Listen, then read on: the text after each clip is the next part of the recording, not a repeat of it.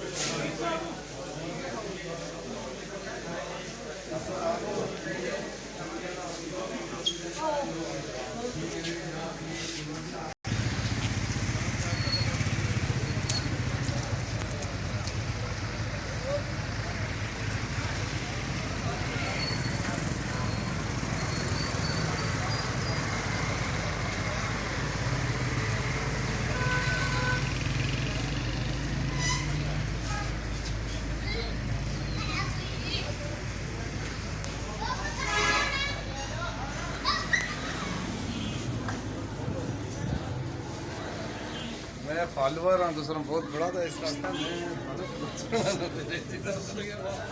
क्या बात है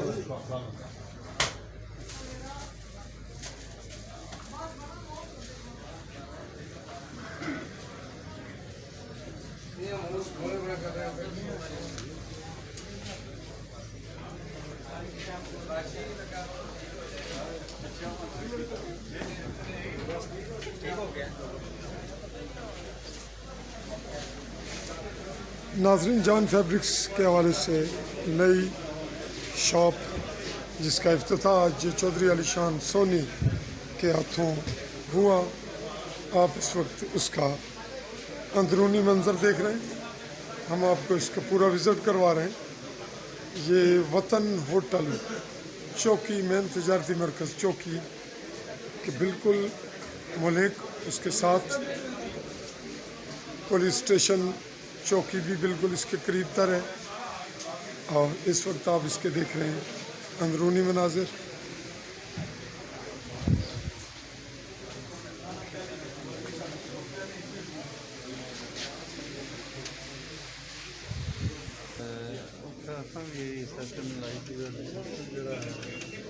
लीम साहब का जोड़ा दूसरा फारूक आलम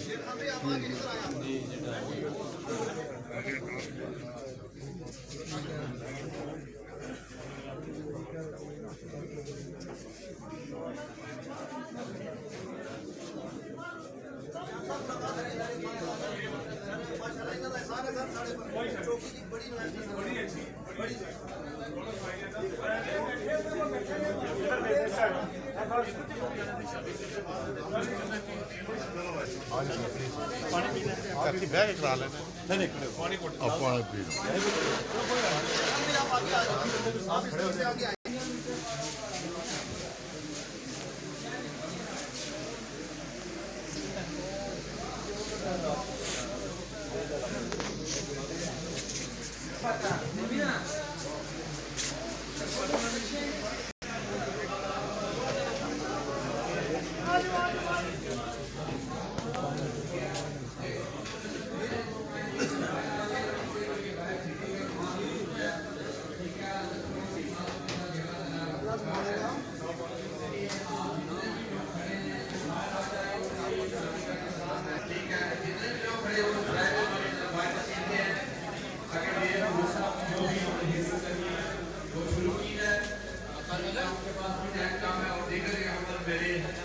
सियासी भाई बैठे हुए उन्होंने भी अपने आप समानी के लोगों की इंतहाई ज़रूरत थी, जो मीरपुर, गुजरात और इस्लामाबाद में जाके लोग अपनी ज़रूरत को पूरा करते थे, कपड़ों की ज़रूरत को। आज इन्होंने चौकी के मुकाम पर इसको मुहैया करके लोगों की ज़रूरत को मद्देनज़र रखा है। मेरी अल्लाह के दुआ है कि अल्लाह की ज़ात इनके कारोबार को बरकत अता फरमाए। और चौकी शहर के सारे दोस्तों को मुबारकबाद है कि इन्होंने चौकी के माहौल को, शहर तमाम ताजिर बरदरी ने चौकी के माहौल को हमेशा से इतना पुरअमन रखा, और चौकी शहर का माहौल इतना पुरअमन है कि आज यहाँ की प्रॉपर्टी अगर देखें तो मेरे ख्याल में इस्लामाबाद के बराबर उसके रेट से। उसकी वजह ये है क्योंकि ये पुरअमन शहर है और बहुत बड़ा कारोबारी मरकज़ बन चुका है।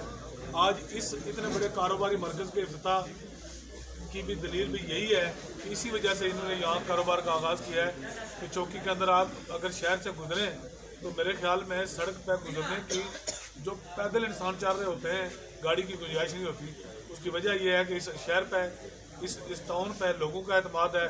ख़वातीन, मर्द, बच्चे, बूढ़े और औरतें बिला झिझक यहाँ आ सकते हैं और ख़रीदारी कर सकते हैं। मैं ये समझता हूँ कि ये हमारी ताजर बरादरी और चौकी का कारोबारी लोग अगर इस माहौल को, और तहसील समानी के बाकी बाजारों के लोग भी, ताजर हज़रात जो है, इस माहौल को अगर इसी तरह रखेंगे तो यकीनन वहाँ भी कारोबारी सरगर्मियाँ जो है बेहतर होंगी।